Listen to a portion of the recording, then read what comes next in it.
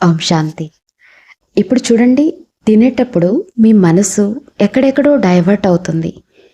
మురళి వినేటప్పుడు మీ బుద్ధి ఎక్కడెక్కడికో డైవర్ట్ అయిపోతుంది.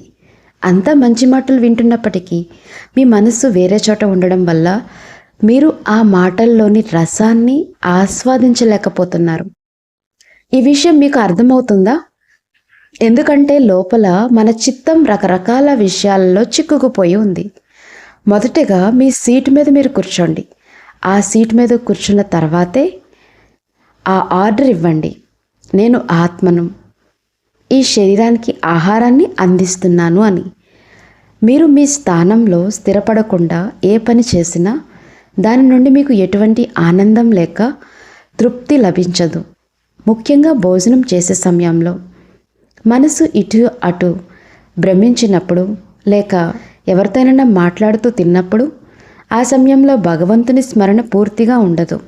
అలాంటప్పుడు మీరు ఎంత ఉత్తమమైన ఖరీదైన ఆహారం తిన్నప్పటికీ మీ శరీరంలోని కణాలు మరియు మీ శారీరక వ్యవస్థ ఆ ఆహారాన్ని సరిగ్గా స్వీకరించవు.